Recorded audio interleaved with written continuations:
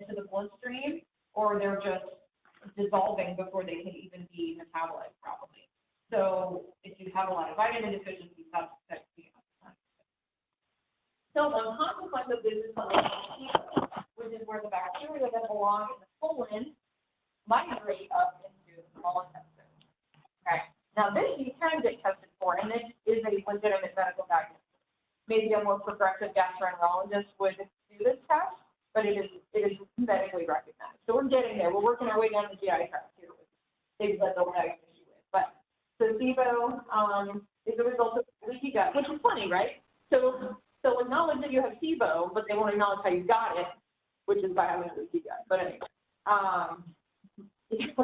so most people with IBS have SIBO, and we don't know if this is a chicken or egg situation. Did the SIBO cause the IBS, or did the IBS cause SIBO? Because IBS is not really a disorder. IBS is a collection of symptoms that don't have any obvious cause. Okay. Again, largely tied to food intolerances and allergies, or fiber intake, stress. So IBS is a really good example of how the brain and the gut are connected, because everybody with IBS is a high stress, type A, anxious person. Hi, that's me. So, yeah. Or that their symptoms might be at bay until they're under a condition that would stress them out. They are and traveling just might trigger it, just knowing that there might not be a bathroom right away, or whatever. Bring it on. Even just being out of your routine. I mean, I have had my IBS under very good control for many years, but if I go on a plane and fly, I'll be wrong. Even if I'm eating great, it doesn't matter. Just something about the change in environment, like my gut knows. I don't know. It's weird. Anyway, so symptoms of SIBO are mostly gastrointestinal in nature, so reflux. If you have constant acid reflux, you have a lot of bloating, again, multiple vitamin deficiencies. If you have H. pylori infection, which is the bacterial infection you get in your stomach, then you're more likely to have SIBO. Eczema is a big sign of that. So is sore, constant headache. Again, not explained by everything. Like if you don't drink any water, yeah, you probably have headaches. Drink more water. Do the headaches go away? No? Okay. You know what I mean? So you almost have to eliminate other possible things. Celiac, people with celiac are prone to both leaky gut and SIBO. Food intolerances again. Diarrhea, and especially if your stool is fatty looking, which is exactly what it sounds like. If it looks oily or like foamy or like white, then something's going on, either with your small intestine, maybe your liver, maybe your gallbladder. So that's never a good sign. So if you ever see that going on, you need to go talk to somebody. So SIBO is diagnosed by a breath test. So you will go and you breathe into a little machine. It will measure the hydrogen level and the methane levels. Methane is a byproduct of bacteria dying. So you know how humans produce methane through gas, right? So bacteria do the same thing as they decompose. So if you have a bunch of methane in your breath where there shouldn't be that many bacteria, then that's a sign that you have SIBO. So there's a threshold that will tell you it's over this threshold. So you can get a SIBO blood test if you suspect that you have it. There's also home tests that you can do, but I'm not sure how reliable they are. Okay, and then my slide stopped copying after this, so can I steal that one? Thank you. Okay, so to treat SIBO, ironically, again, the cycle of antibiotics. So you treat SIBO with antibiotics, all right? You can take certain probiotic strains, but that's very controversial because a lot of people feel taking probiotics is just going to exacerbate them for growth because some of them will stop there, right? So I would say maybe don't do that until you know for sure. There are lots of herbal alternatives. There was a study recently on oregano oil and the antibiotic that they used to treat it, which is rifaximin, and they were equally effective. So you can take oregano oil. It's a very strong natural antibacterial. So taking oregano oil in a capsule is just as beneficial as rifaximin. You won't go around smelling like oregano. You're going to burn oregano. I'll tell you it's better than dead bacteria. Exactly. So I'll take oregano for 100, Alex. Oregano, peppermint, clove, Berberine is another thing. Wormwood, which is what absinthe is made of. So you can, lemon balm. And then a FODMAP diet. FODMAP diet is low in the carbohydrates. Remember how I was telling you how bacteria like these carbohydrates, they like fiber. So this diet is low in those things, so it will starve out the bacteria that are in the small intestine, basically. It's meant to be a short-term thing for this. And then stress management, so as well. All right, so if you have a damaged gut, whether it's you think you have leaky gut or you just know something is off, I mean, gut dysfunction is pretty intuitive. You can feel if something's wrong. Again, it may not be in your gut. You may not have digestive issues, but if you're constantly, like your elbows are always having a rash or you're always having migraines or whatever, then you can pretty much assume there's a gut issue going on, okay? Elimination diets can be helpful, so something like the 21-day detox that you guys just did, or you can do, you can eliminate the common allergens, so things like dairy products, peanuts, stuff like that, and then you do, so it's the same process, you would do a reintroduction. And then this will help you figure out if you have any food sensitivities, because food sensitivities can be sort of subtle. It may not be obvious, like it's not like an allergy where you eat it and your throat closes up. It's not like that. It can just be, it can be low-key inflammation that you might not be aware of. So like some people say that gluten makes their joints hurt. You stop eating gluten, your joints stop hurting. So it's more of you take the thing away and see if the symptom goes away. That's really the only way to know. You can't eat the food and say, oh, it doesn't bother me. That's not an accurate assessment. You need to remove the food and see if anything changes. Does that make sense? So that's why we did the 20 days.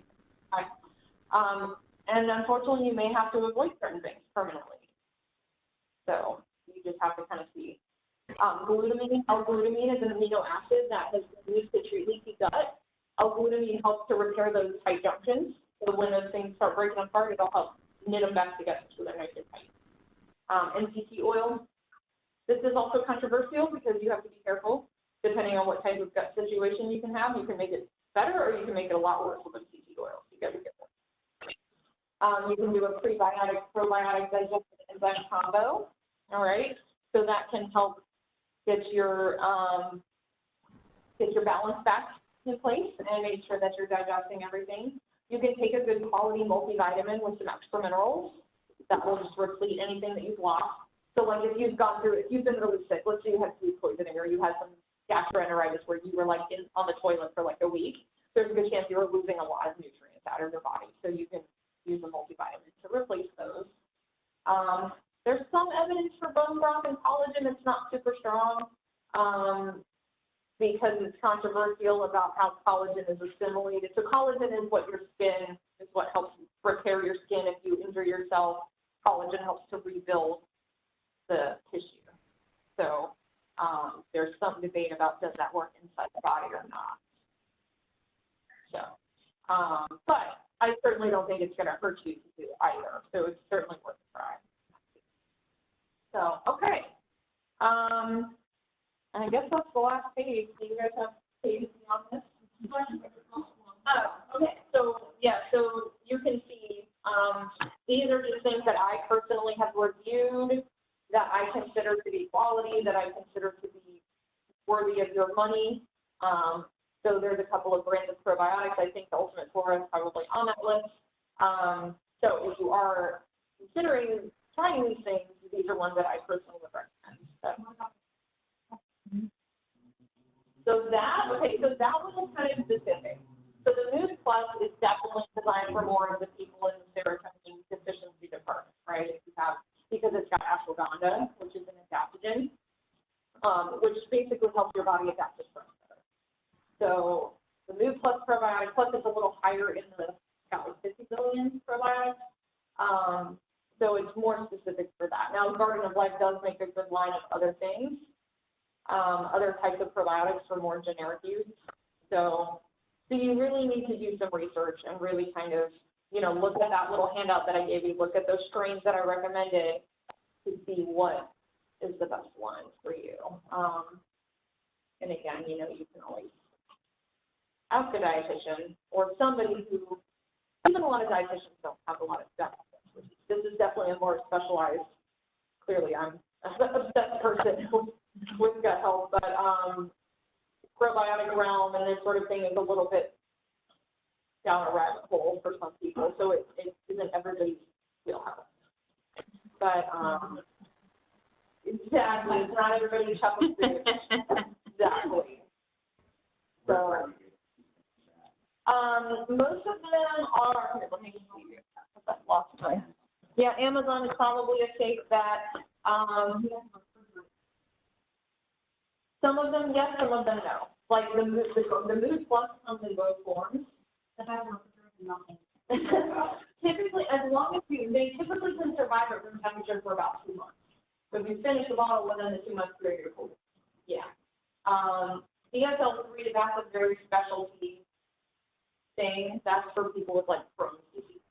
So that's not like a, right, you can't even buy that in a drugstore. That you have to order that from the company. But the Ultimate Flora is a pretty good everyday one. The Guardian Life one. Primal Defense is a really good version.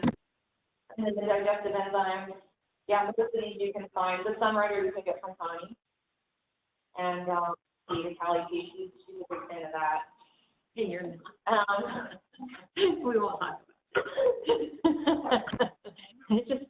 She said something about flying, and that's right? But I have the opposite on when I fly. Oh, okay. Yeah, that's not the problem. Okay.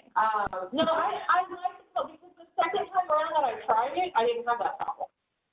So, I don't know. I just had a very overreaction to it the first time. But the second time, I was like, oh, this is fine. You know, I just don't do it regularly. That's all. I'm just not consistent. And then there are some essential oils that. Yeah. All right. I don't know if you could pick up on that, but there's something called Callie Tea on your list, so we were just reminiscing about that. No, that's okay. We're done. Good. And yeah, if you have any questions later that you think of, I mean, you can shoot an email or it's really long. Here, you want? Yeah. And guys, if it helps, I'll email you the slide. We call it PowerPoint, so you can have it. Your version of it. That's what they got. Yeah. I got you.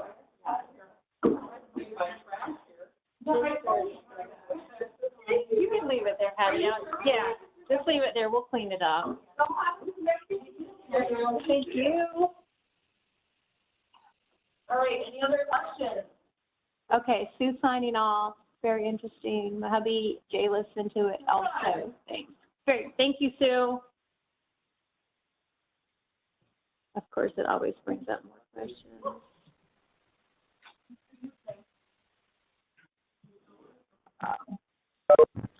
So. I mean, I'm not.